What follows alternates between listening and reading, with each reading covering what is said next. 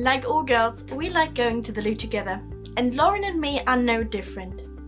This is taking shit seriously, and we are meeting up with inspiring people in their bathroom talking about topics that are interesting, important, and gripping. Millennials are lazy, and Gen Z can't handle face-to-face communication or live without their phones. But is this true? How do we compare, and how do we differ from different generations? Are these cliches fair? This is what we're talking about.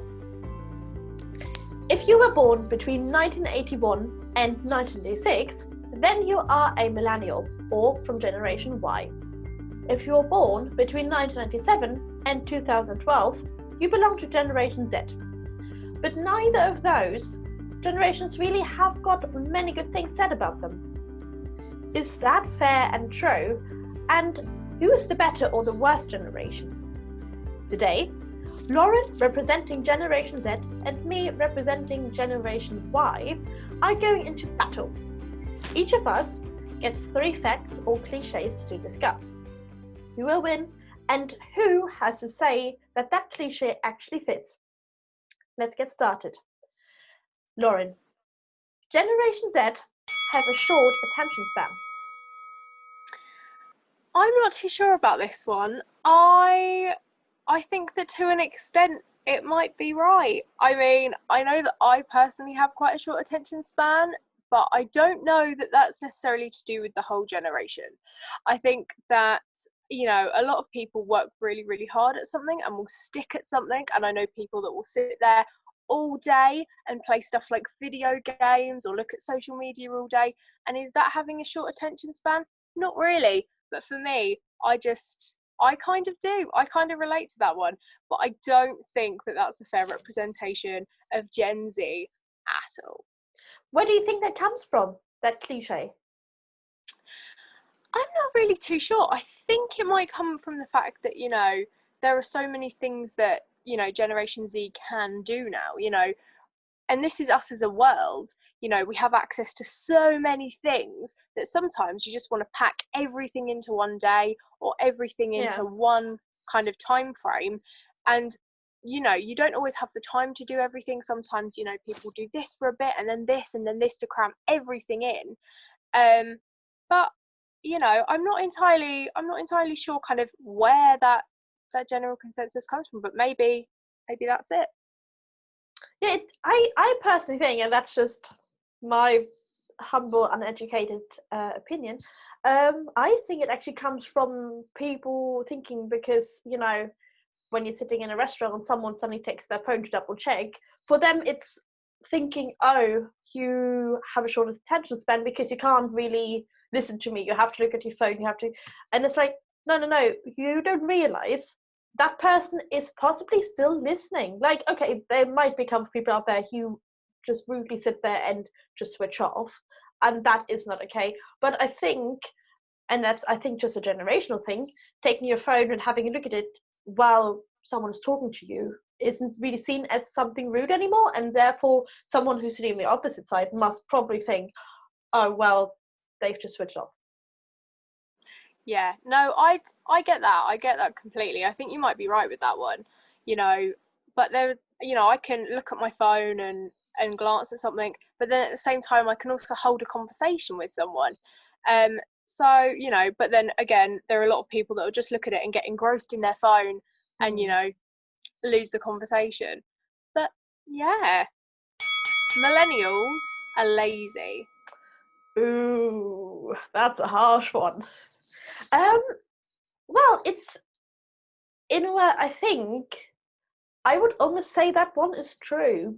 But I wouldn't say lazy in the most conventional way, because normally when you say lazy, you imagine someone sitting on the sofa 24 hours, not caring about anything happening around you. But I think we are lazy to an extent that we have a confidence in things that we know how to do them, that we, for example, don't think we need to sit down for ages and prepare them. Yeah, I think I'm going to stick up for millennials here and say that a lot of things, you know, are made easier by technology and advancements kind of in the way we live our lives now. So in terms of, you can just Google something, you don't have to go down to the library and look in a book. But also in terms of stuff like owning a house, it's quite well publicised that it's going to be harder for kind of millennials, Gen Z, to own a house and to do that. So they're going to have to work harder for it. So the question is, can millennials afford to be lazy with that? Well, it's, I think, a difficult thing because in a way we don't really earn more than other generations, but the prices and stuff have gone up. Like, of course, we do have over whatever, I don't know, like last 20 years, someone my age would probably earn less, but I don't think in terms of what we earn has gone up in the same amount as the price of stuff. So let's say like 20-30 years ago, a house was a lot more affordable than it was nowadays, and a lot of things like education and generally the job market has changed a lot. So for us to go into a job that we love, because I don't think we're a generation who are happy to take just any job. I think we want to go into something that we like rather than into something that we don't, because generally we would rather live kind of our dream and less than going into a job that we just don't like and having to then go home and just moan about it for the rest of the day. So it is a personal thing that, okay, we rather earn less, but also the prices have gone up quite a bit. Education has changed. Not everyone can go into uni now anymore. Uni generally is very expensive. So that's something we have to kind of carry with us for a while. I don't know how long it usually takes for people to pay off their uni loan, but if you then want to afford a car or want to then afford a house, it all builds up, but you can't earn money in the same rate. So I think it is not really being lazy at that point. It might just be being realistic about it. If you know that house is going to cost you, let's say, 500,000, the house of your dreams, rather than saying, oh well, I'm going to work in 3 or 5 jobs now, which neither of them I like, and therefore I can afford the house like half a year earlier than I would right now, or like a year earlier, I might just think, okay, what's the point? Like, it's still going to be my dream house a year later, but up until that point I haven't worked myself to death in a job that I hate. I've moaned at everyone around me about it who's just really sick of it by now, and it doesn't make me happy. Like, I think people are just being more realistic about it and thinking, okay, how much effort do I have to put in? How much is worth putting in? Is it really that house that I want? Like, could I also downsize? Or if it's worth doing it, how much do I want to invest about this in terms of also my own time and my own happiness? Because you want to go out with friends, that costs money. You want to go on a date, costs money. All sorts of things, everything costs money. So you probably think, okay, I have to be realistic about this. Generation Z can't survive without social media and love influencers. Oh, see, now, for me personally, I think I could live without social media, but I know a lot of people my age that can't. I think that a lot of kind of the older generations will see social media as kind of this, you know, unnecessary thing, this unnecessary and unrealistic extension of life. But, you know, social media can provide jobs for people. You know, you can really kind of put yourself out there on social media. It's a useful tool. So influencers, you know, are some of the most clever people out there, because they've had, you know, the wits about them to go and promote themselves and earn lots and lots of money on social media. And, you know, I don't necessarily think that it's a bad thing that Gen Z will kind of spend all day on social media, because, you know, in a sort of way it's overtaken some of the other industries. But I don't know, because I do spend a lot of time on social media. I'm so guilty of doing it. I'm so guilty of spending kind of all my time on social media, on my phone, on Twitter, you know, scrolling and looking. But I don't know. I sort of agree with that one. I agree that, we're kind of glued to our phones, and some people are glued to social media. Can't survive without it. It's a bit extreme. But yeah, I don't know. I agree with that not being a generational thing, because millennials, for example, we were the first one to really properly grow up with internet. So I would weird enough say that probably fits almost a bit more to me, because having grown up in a time where, like, oh my god, the internet is like it's cool and new, and I probably had the chance to see more of it developing and like the differences. So for me, it's more of a like thing of like this is really cool, like this is new, this is exciting. You being a couple of years younger, you haven't seen that much of a development, because you kind of almost got born into a time where internet was already at quite a high standard. So for me, like, influencers, I think brilliant businessmen generally. Like, okay, there are a couple of people out there where you just think, please just go home, switch off everything that connects you to the world. But generally, I think they're, as you said, are very clever people. And also, I use social media, especially Facebook, for work. But I would say I probably sit on the internet and like follow influencers and stuff more than you do, because for you it seems so close, but for me it still seems so far away. Like, the internet for me is still such a massive thing, even though that most of my life I've had it. But for you, it's almost taken as a natural thing to be there. It's not something where, for example, I don't think you can really remember a time when you would, as a child, get up and had to ask your parents about, oh, can I use the internet? Can I do this? Can I do that? Or probably even when you got to school, that was the thing of like, well, the internet's there. I'm learning about how to use the computer. I remember the first thing we learned in school was how to use Word and Excel and PowerPoint. Going into the internet, even in my time, when I'm only born 1996, was a thing of like, no, we cannot let them into the internet. God knows what they're gonna do. Yeah. And see, now I just think it comes on your phone, it's portable, it's much more easily accessible.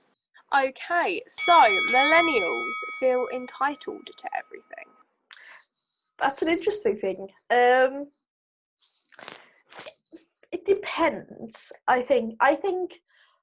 And I was talking to a friend about that yesterday, that the entitlement, or the thought of entitlement, comes from our generation not being the biggest speakers. Because normally the generations before us, if they wanted something, it was a lot like, okay, we're holding a speech, we're holding protest here, and almost like we want to make a point that we deserve this, that we want this, that we should get this. The generation after us, again, they're big speakers. Look at Greta von Thunberg, or they are changing the world, they are doing big things. We're not, but we still want to have the same things. We still want to step forward in our jobs. We still want the promotion. We still want to do everything.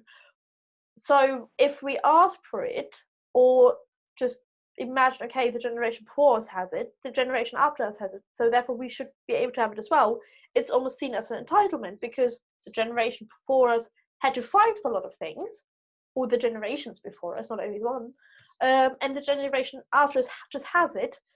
For us, it's a weird middle ground thing that, okay, just because we're not the biggest speakers, we see as, okay, why is it that we are suddenly allowed to have it? So we see ourselves automatically entitled to. So I would say yes, but almost like, okay, that's not a bad thing. You know what I mean? Yeah. Yeah, I think that I would look at it in a sense that, when you're at school and you're kind of almost like the older years, and you kind of look down at the younger years and think, oh, they must think a lot of themselves. But in reality, they're just trying to navigate life in the same way that you once did. Just, it's a little bit different, because times do change. But I think it also comes from the fact that, not the biggest speakers.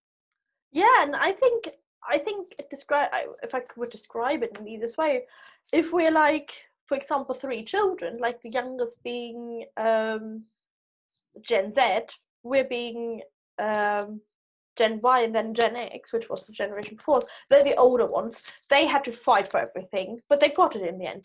The younger ones, being the babies, because you're the youngest child, you almost feel more entitled, like you get a lot more from your parents, because that's weird how it works. Parents, for whatever reason, always give the youngest one more than. So you're in the middle, and you're kind of stuck there because, well, you're kind of there, but you're neither the oldest one who's to fight for everything, neither you're the youngest one who gets everything automatically. So what do? You know what I mean? You have the choice of either staying quiet and just being all like humble and like, okay, I'm not gonna take anything here. Or you just say, you know what? The youngest one has deserved to do it. The oldest one has done it. So do I now. I think that would make no sense to me, at least. Yeah, I think there's kind of a very famous kind of trademark on the middle child of it's often overlooked. If you're the middle child, you're overlooked because the oldest is the oldest, you know, kind of the first to kind of do things and try things out. The youngest is kind of the most protected and well looked after, and the middle child's kind of just overlooked. So that's quite an interesting analogy. Generation Z live at home forever.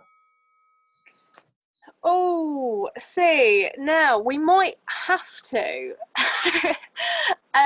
You know, I kind of spoke about it before, the rising cost of house prices, because it is going up at a kind of astronomical rate that we cannot control. And, you know, although wages are going up, you know, there's a massive question of, is it enough? And mortgages are very, very hard to get. You know, you need the best paid jobs, you need, you know, all of this. And as the kind of youngest of the generations that are able to work and earn a living, often, you know, they're paid less, you know, and a lot of the time as well, we spend more time in education. You know, if we look at Generation X, you know, they really sort of didn't go to university, you know, it wasn't as kind of popular as it is now. And, you know, Gen Z, you know, will spend probably a lot of their time also paying off their student debts. Exactly. So being able to afford a mortgage is going to be hard, or being able to afford rent is going to be hard. And, you know, I don't know whether enough allowances are being made, and sometimes it is easier to just live at home. You know, if you have a roof over your head and you know you're safe and you're going to be looked after, why wouldn't you want to hold on to that? You know, you have your independence, that's great, but a lot of the time people come back from university and think, oh my God, what do I do now? Where do I go? I know I'll go to the one place I can go, back home. And weirdly enough, that is a very common thing. People go to university, they've been independent for quite a while, but then comes the big kicker of like, right, what do I do now? I've just finished uni, I haven't got a job. How am I going to afford suddenly paying off my student loans, affording rent, affording enough that I can eat? And that's the thing, especially after getting out of uni, it's so rarely that you will be able to get into a really well paid job. Often you have to go into internship after internship, and then at that point, unless you have wealthy enough parents to help you afford living somewhere out there, what do you do? Especially London is incredible what you have to pay in terms of rent for sometimes only one room. And that often doesn't include any of the bills, doesn't include any of the food, doesn't include even the slightest time of going out, or, you know, and what do you do then? It is just very, very expensive. Yeah. Oh God, yeah. And it's, you know, it's gonna be harder for, you know, people our age. And, you know, I'm not necessarily making excuses, but there are kind of less jobs. We're seeing, you know, as a knock-on effect from the pandemic, there are less jobs, and, you know, those jobs will be given to people that have homes to run, you know, and rightly so. But at the moment, you know, do we need kind of all the money in the world? Not particularly, not until we have kind of that home to run. And if that's a bit later, Personally, I don't see a problem with it. I think my parents would probably disagree. I think my parents, will want me out of the house. But a lot of the time as well, when you leave university, you don't always go into work. I've been told so many times that for the first couple of years, especially in kind of the entertainment industry, people will end up working for free. Realistically, can you afford to do that? And that's the weird thing, depending on where you go, if it's an internship, if it's working for free, you have to build up a CV. You can't just go in straight from university, because quite often it's the fact you go from school into college into university. You haven't really got anything on your CV. It's pretty blank. But that's not what the job market wants. They want to see that you've got experience. They want to see all sorts of qualifications, which you can't physically have at that point. And what do you do if you can't get a job? Well, you have to build up your CV. How do you build up CV? Free stuff. And so on. It's a long chain of stuff you can't physically do, but at the same time you're supposed to move out and get everything done yourself. Sorry, Gen Z, is unfortunately it's true, but that's not your fault. Millennials don't have much time for more experienced colleagues.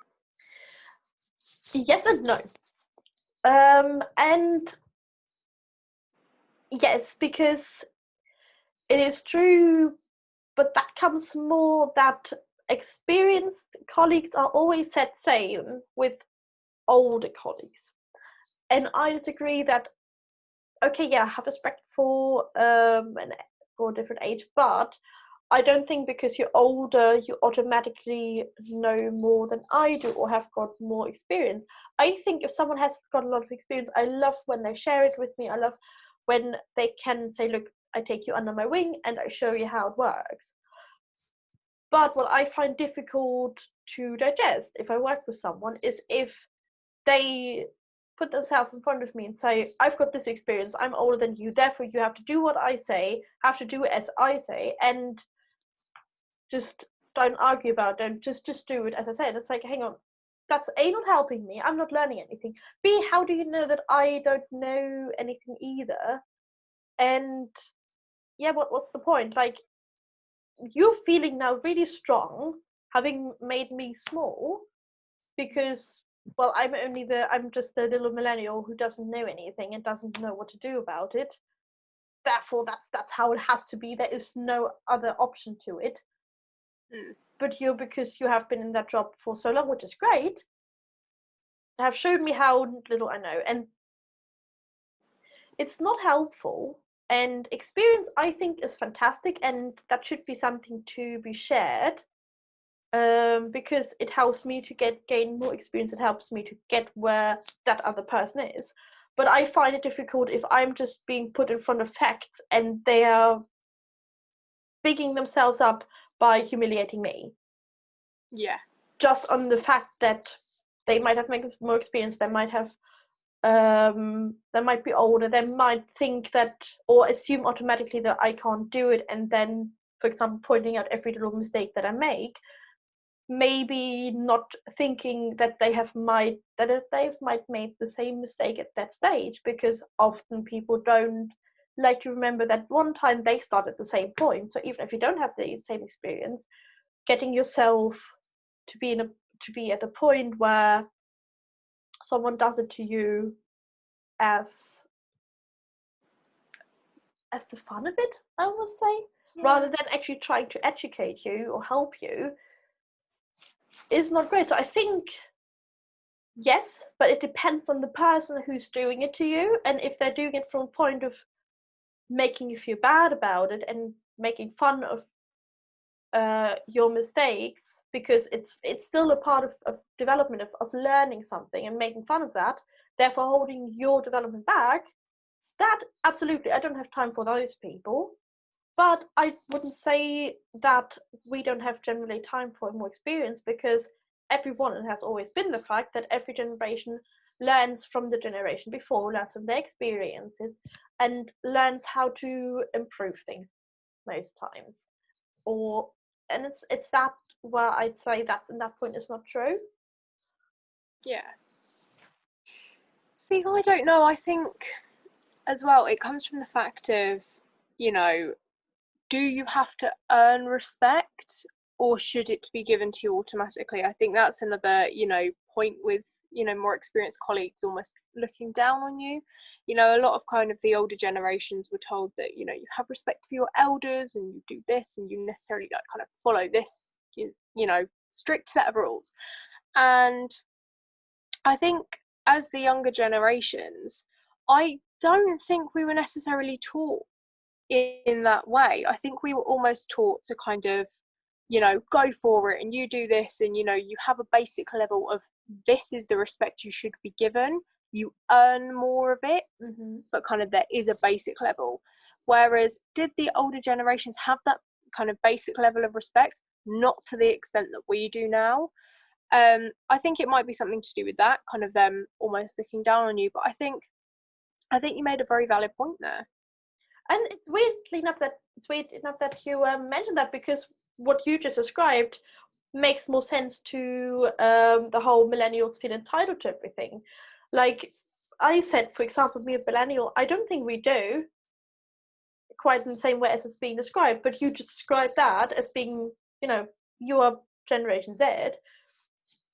You see that as the kind of respect as being something you're entitled to. It's interesting, really, because there were so many points that you would say that that's actually cliche for me. But for example, with entitlement, that's something that almost you picked up and was more true to you than it was for me. And I don't think, especially with Gen Z or Gen Y and other generations, having 1 year as the cutoff point changes the entire upbringing and characteristics and everything. I think that as well, like you can have an older person that acts younger and a younger person that acts older. You know, they say that women mature kind of faster than men, you know, but having said that, I know, you know, females that are just completely crazy and completely kind of almost regressing, and, you know, men that are really sensible. And, you know, can you kind of judge a person specifically by their age bracket? I think a lot comes from the education, the environment you've grown up, and yeah, okay, with every generation or like every decade, things change, that everyone kind of hits the same way. But I don't think those define a person enough to change their entire characteristics and therefore define them for that entire generation. Yeah, of course there are points, but they're so overlapping that I don't think you can put cliches to one generation over the other. Yeah, completely. And it's interesting to see how many we have in common. Oh, definitely. Quite honestly, until researching it, I believe I was Gen Z.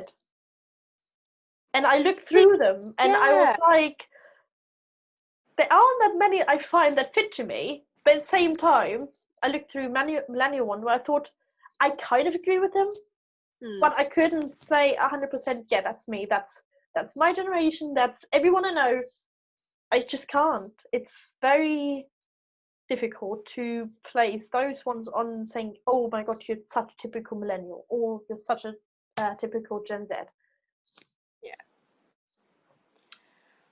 Okay, so I think that we can all agree that millennials and Generation Z have a lot of labels, but they aren't necessarily fitting. What do you think? Let us know your generation down in the comments, and maybe you can tell us who won, because I don't think we know. So, what do you think of it all? Who do you think won? Leave your comments in the comment section down below. This was Lauren. And Maria. And don't forget to tune back in for our next episode.